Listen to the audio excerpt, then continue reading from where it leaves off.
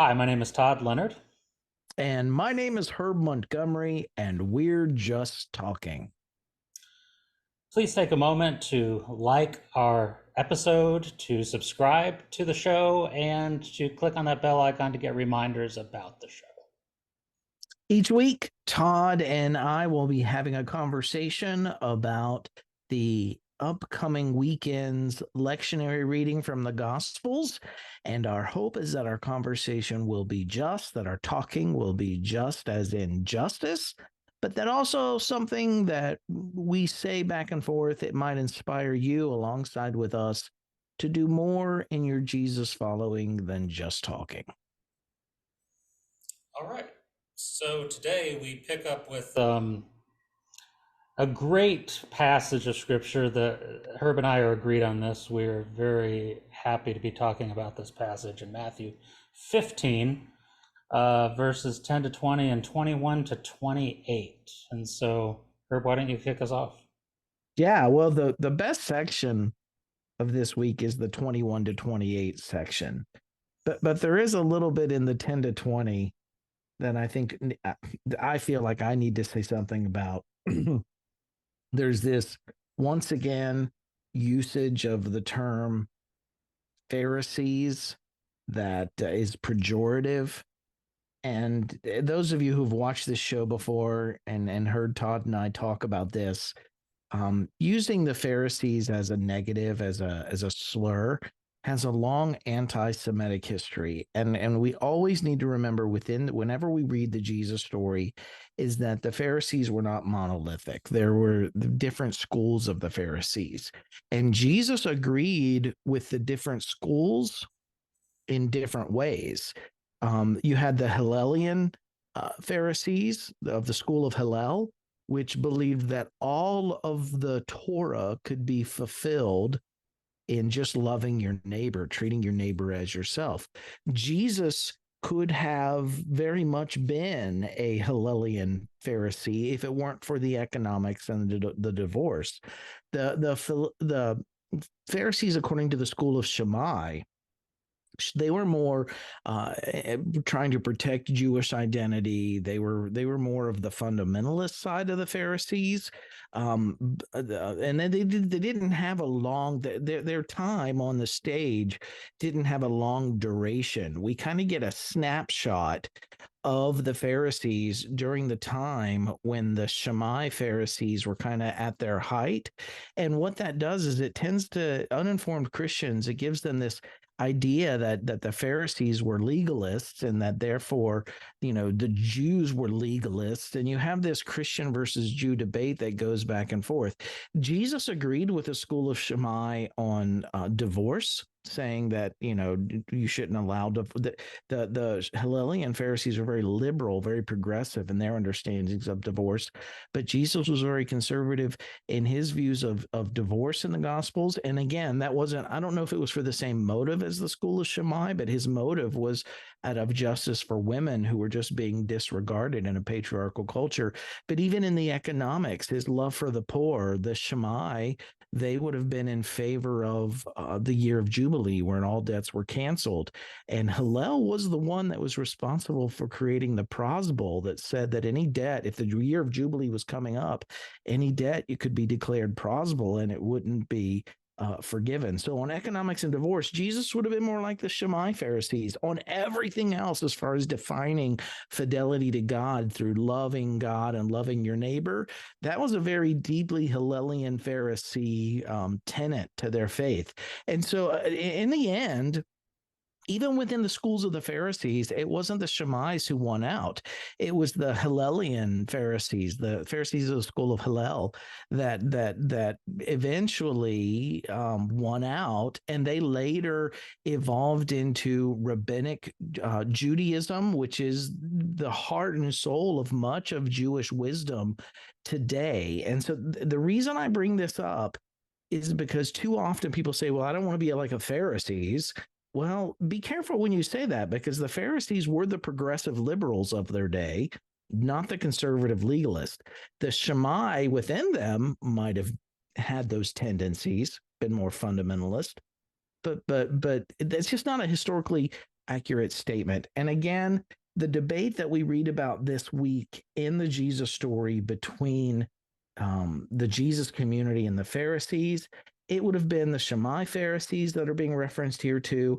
And this would have been just as much of a debate within the schools of the Pharisees, the Hillels versus the Shammais, as it was the Jewish Jesus community versus the Shammai Pharisees. So again, this is not. It's important to remember that this is not Christianity versus Judaism, because Christians, Jesus was never a Christian, first off, but this was a debate between Jewish voices and other Jewish voices. It was a debate within Judaism at that time of whether, what you ate defiled you, or whether how individually, or whether how we related to one another defiled us as a community. The Hillelian Pharisees would have sided with Jesus on that. Again, Jesus, though he agreed with Shammai on those two elements of divorce and economics, would have had so much in common with Hillel.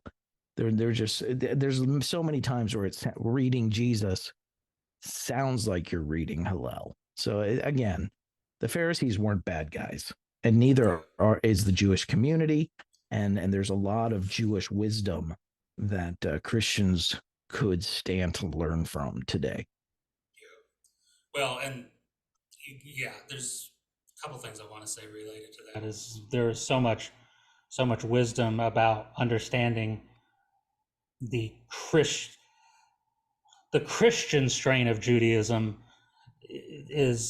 can be understood better by studying Judaism. First of all, Judaism is, like you said, you're much more knowledgeable about Jesus because you understand Hillel and Shammai, and it's Judaism is part of our faith, and to write it off and to write off Jews as anti-Jesus is unfair, and to write them off as evil, as legalist, and all the other negative terms you want to associate with the theology and politics is wrong as well. Secondly, it only makes sense that Jesus would be having most of his debates and dialogue with the people that he was close to in thinking. The ones that you were further away from, it was, Jesus was more condemnatory to, or didn't have conversations with, because there was the gap in thinking was so far. It makes sense that he would be wrestling with and going through this with people that he actually had hope for, that people that he actually agreed with in a lot of ways. That's where it only makes sense, because that's how it is with me. Is sometimes I get the most frustrated with the people who actually are very similar to me, and I realize I'm actually frustrated with myself as well. You actually find out that your closest allies are the ones sometimes where you can be the most frustrated with, and and have the most debate about, because that's where you actually have the room to, and the openness to at least honor where each other are coming from. So anyway, that's it's recognizing that this is all Jesus is part of the strain of Pharisaical Judaism. It's crucial. It really helps make these stories much more understandable. Yeah, there is a strain of Jesus scholarship out there that actually subscribes to the theory that Jesus was raised in Hillelian Pharisaism, and that's why he was so progressive in his understanding of the Torah.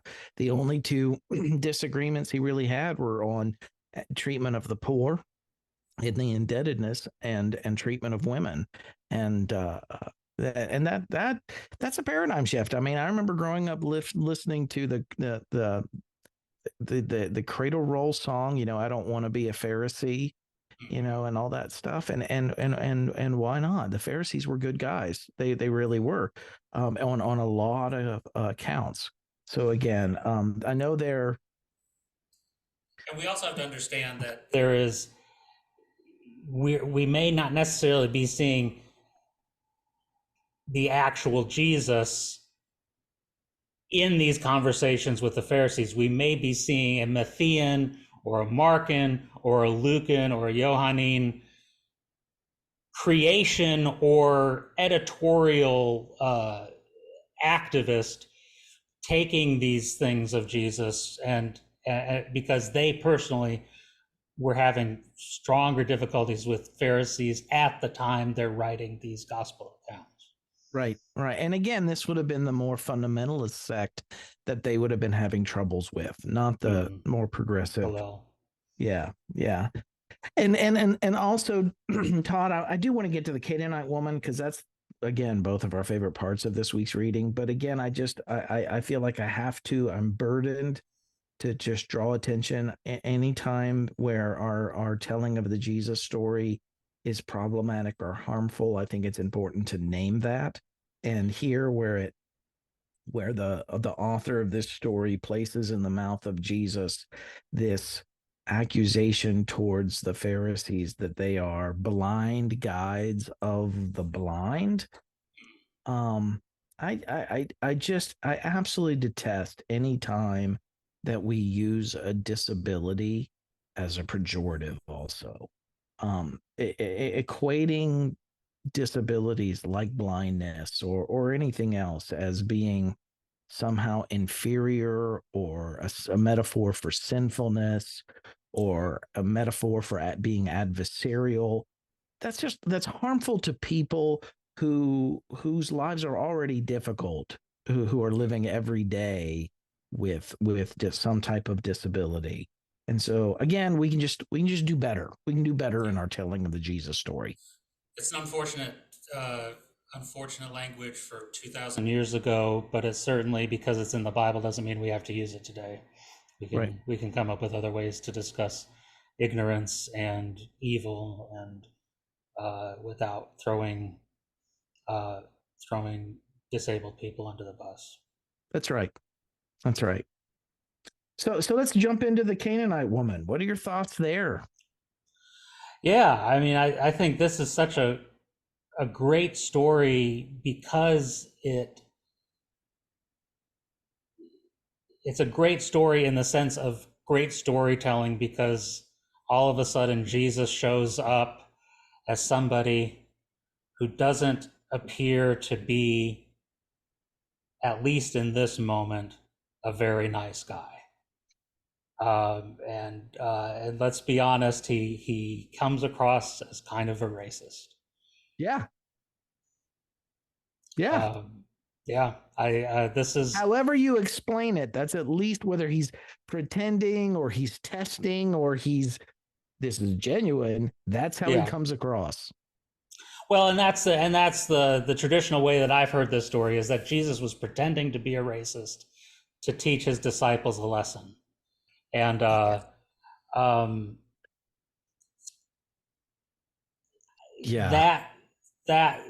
seems unnecessary, and it requires, it comes out of people's requirement that Jesus not to have ever sinned. Mm-hmm. So this ironically, a mistake. The story is tied into atonement theory, because for a lot of conservative Christians, Jesus had to be perfect in order to be a perfect sacrifice. And so this story, he couldn't have been a racist. He couldn't have been weak. He couldn't have sinned in this story, because if he had, then it totally derails the entire salvation story. Yeah. So the early Jesus community was not monolithic either. And you had two different opinions in the early Jesus community. One of them was centered in Jerusalem. And you read this in the ending of Luke and Acts, where the goal was just to convert fellow Jews to following the Jewish Jesus. And that was a prevalent school of thought within early Christianity, early Jesus following.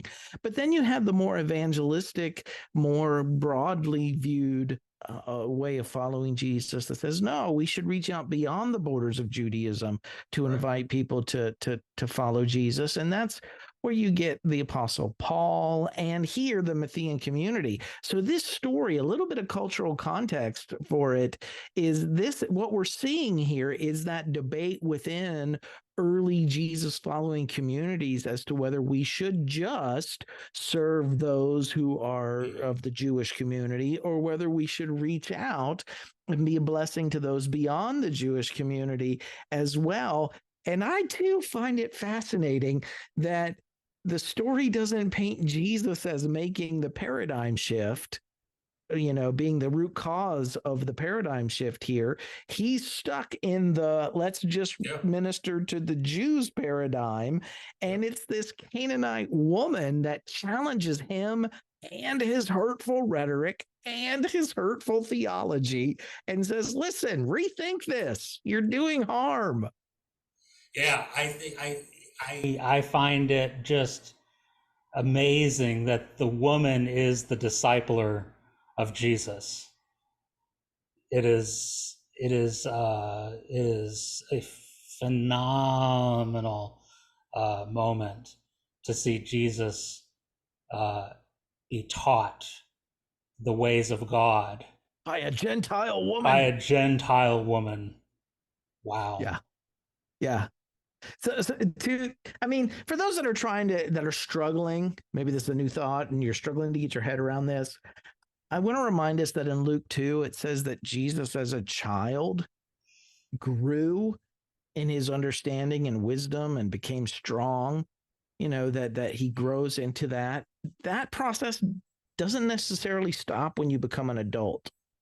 You're still learning things when you become an adult. And Hebrews 5:8 says that although he was a son, he learned obedience through what he suffered. Yeah. And that sounds a lot like the way we learn. It's the hard way, kind of that we have to learn from experience. It just wasn't downloaded into the divine Jesus's brain. He was very human. Right. I mean, and I think that's what makes Jesus and why this story actually makes me respect Jesus even more is how quickly he realizes, as somebody who is clearly enmeshed in the racial understanding of his people and the natural biases and prejudices against non-Jewish people, that in this moment where he behaves as anybody else of his tribe would behave, when she confronts him, he responds quickly and realizes that he has room to grow. And so for me, that's a magnificent that's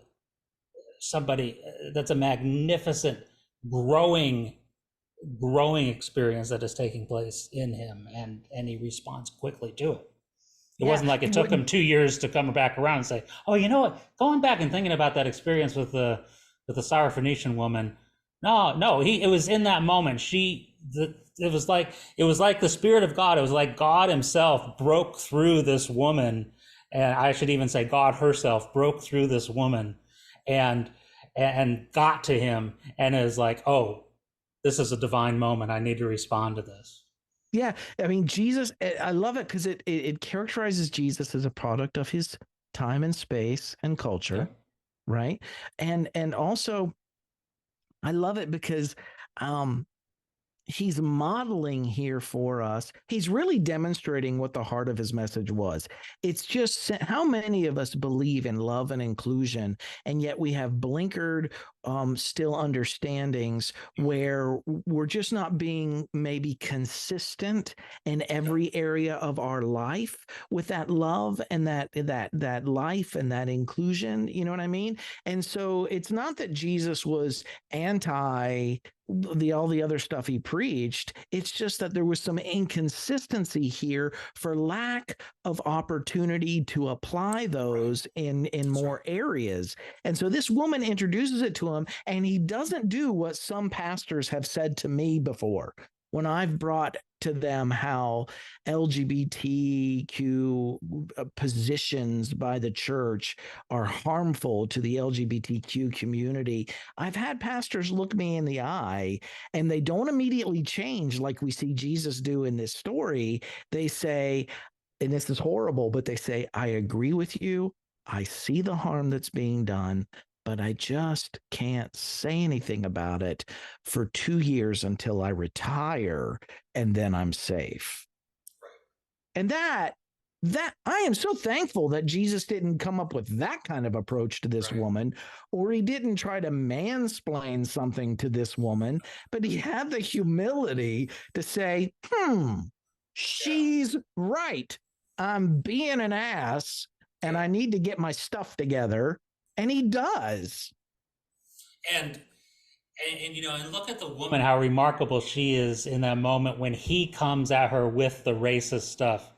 And she, as a Syrophoenician woman, groomed to have the same negative opinions about Jewish people, to consider herself superior to Jesus. But out of her desperation for her child, she sucks in all that natural bias and prejudice, and she comes to him instead with another respectful, kind request, and comes back to him in a way to say, but even the dogs get some scraps. Throw me a bone, man. There's that she rises above the natural tendencies, and I think Jesus sees that all of a sudden. He says, I'm giving you good racist stuff, and you're not taking it. You're responding with respect and kindness, and that speaks to him. It's a wild story, and in Mark she is Syrophoenician. In Matthew she's Canaanite, and that led me to a whole different ball of wax this week too. Those who know me know that I really I resonate deeply with various expressions of different types of liberation theologies. And a few years ago, James Cone made mention of how in the late James H. Cone, Dr. Cone, made mention of how the Exodus narrative is liberation for some, but it's a story of colonization and genocide to indigenous populations. Because people like Philip Jenkins in his book Laying Down the Sword, he documents how in early colonialism, and even today, but in early colonialism specifically, the Canaanite narrative of the Exodus and moving into the land of Canaan, that whole narrative was used to label indigenous people to be like the Canaanites and the colonizers to be those who were sent in to wipe them out, and how horrific the use of those kinds of stories were back then. And this month's recommended reading for Renewed Heart Ministries, each month we have a book that we recommend folks read with us, and this month's is Randy Woodley's Indigenous Theology and the Western Worldview, a decolonized approach to Christian doctrine. But again, all of this, when she was called in the Matthean community a Canaanite woman, that would have immediately, whether the stories are historically accurate or not, it would have immediately brought to their minds the Canaanites in their own liberation folklore around the Exodus and all those stories and who they were. And here's this Canaanite woman being given value and shown and showing Jesus where he could grow in being consistent in what he believed. And it reminds me too of, I had LGBTQ people at a certain place in my own journey say, Herb's affirming, he just doesn't know it. You know what I'm saying? And the reason they said that is because we know all of the rest of Herb's theology. He just hasn't had the opportunity to apply that theology to this specific context or application.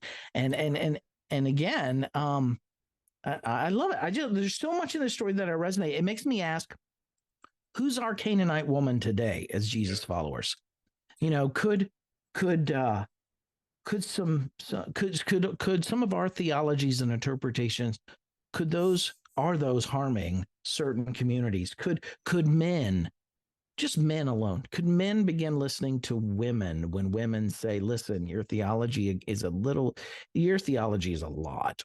It's just it's harmful to women. Or I think of like cisgender straight Christians. Could they learn by listening to how certain things Christians teach, or Christianity teaches? Um, could we stop and listen to the LGBTQ community the way Jesus listened to this woman? Or rich Christians, could we listen to people who every day struggle to survive poverty? There's just so many applications for this. Who is our Canaanite woman today? No, it's well said, and it's unfortunate, but it's so often true that it is the person who is the persecuted, it is the person who is the outsider, the marginalized, who ends up being the teacher to the insider, to the person in power, to the person who's defined the narrative for so long. It's so often we don't wake up ourselves to that. We have to have somebody from that community wake us up. It took the African Americans mobilizing in the civil rights movement to call white people to account for how we were treating. We had to see the Black community showed us their humanity, showed us their prof, their equal profoundness and dignity through the civil rights movement that we had to confront our own prejudices with. And it's the same true with the LGBTQ community. It's the same thing with men towards women, that unfortunately it takes the one who has already been persecuted, who's already suffered a lot at the hands of others, to teach us the way, to show us the light. Yeah, and once that has been brought home to your attention, where maybe you aren't being consistent in what you believe to certain communities, as valuable as that initial teaching is, and I know you agree with this, Todd, it's just as important that once that process has been initiated, that we who have something to learn, that we don't be lazy and expect other people to, as the saying goes, do our homework for us. That we live in the information age. And if someone is late to the game, there is so much out there on racism, on egalitarianism with genders, on LGBTQ affirmation and inclusion. There is so much information out there that can help you get your head around this stuff, whether you're, in a denomination that says women are still less than men, which, we just saw that this last summer, or whatever the application or inconsistency is. Do the homework. Once that's been introduced to you, they've done their job. You now see your inconsistency. Now you get to work. Don't expect them to make the doctoral dissertation presentation to you to convince you otherwise. They don't have time for that. They don't have energy for that, and they shouldn't be expected to do that for you. No. Get up out of your chair, crack a book, and do some self-education. Absolutely. No, that is well said, because I've had so many well, not so many, but a couple close friends who have told me um, who are of a different background than I was. Just they've said to me, I really can't have a conversation with white people about this. I just about some situation that's come up in the news, and they've said I can't go there. And And they shouldn't and be expected to. and in the months leading following George Floyd, Mm-hmm. Mm-hmm. the exhaustion that my friends of color felt about just fighting and then trying to be the explainers, and they're just absolutely exhausted, um, And because it's where everything is riding on them, it feels like to them, because and it's like, oh, so now white people are finally showing up with George Floyd. That's great. I'm so excited. But at the same time, where have you all been? Where have you been? We have been fighting this forever. and really it's unfair to those communities because they have talents, they have gifts, they have dreams, they have callings in their life, things that they want to accomplish, and they're having to use their energy and their resources instead of pursuing that and being human. They're having to use their resources and their energy to stop and defend just something as simple as their existence, their right to exist alongside of us. And it's just, yeah, that it's an unjust, um, it's an unjust way to fight for justice, if that makes Right, sense. right. No, So, I yeah, love this story. This is such a great story. man, and I wish conservative Christianity could learn from it, because unfortunately they don't, because they reduce Jesus into just pretending.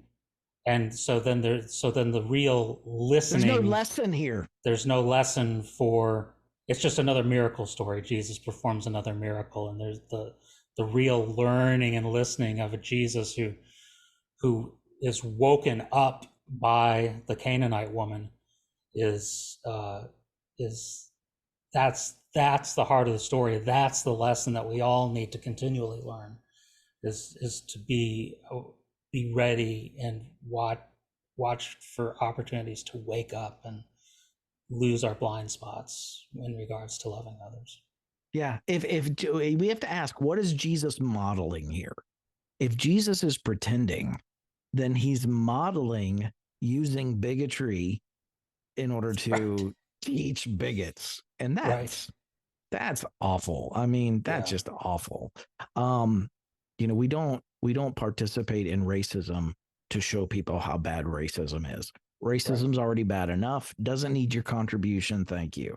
Right. But if on the other hand, Jesus is actually going through a what I call a consistency moment where he's growing in his consistency, he already believes the principles, Mhm. he's growing in the application of those principles in a new area of his life, then what he's doing is modeling for us exactly what we've said, that what you've said, Todd, that when this stuff is brought home to our consciousness, when it's brought home to our understanding, it is okay to have been wrong. Own it, admit it, and Yep. change right now, 180 Yep. degrees right now. And that's a beautiful thing. I want to follow Jesus in recognizing where my privilege has been harmful, Yep. and how can I be more consistent in my love for fellow humans. And that's yeah, Jesus, if you take the leap of faith and say Jesus was in process here, what it does is it gives us permission to also admit where we're wrong, that it doesn't threaten us when we're wrong. It's okay to be That's right. wrong. When you're given more information, it's okay to change.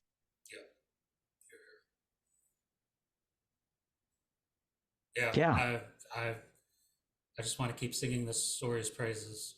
Um, it's a good story. it's a great story, and Jesus is great in it. That's the thing, is it doesn't reduce Jesus in the least for me.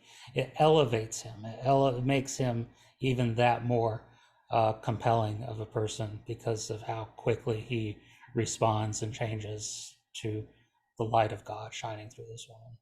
Yeah, it's like when a parent realizes they were wrong and get down and apologize to their kids and say, Yeah. hey, I'm Yeah. still learning too.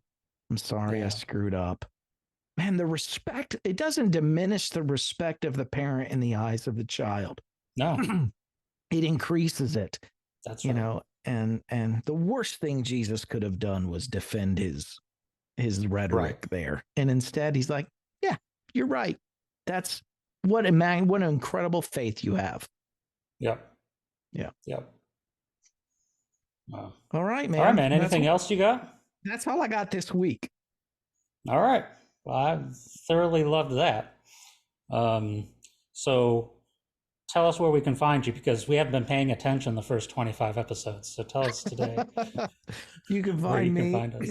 at renewedheartministries.com and everywhere that might lead you to elsewhere. Todd, where can we find you? For a couple more weeks at glendalecitychurch.org and ongoing at toddjleonard.com. All right. All right, everybody. Thanks for joining us. We'll see you next week. Bye, everyone.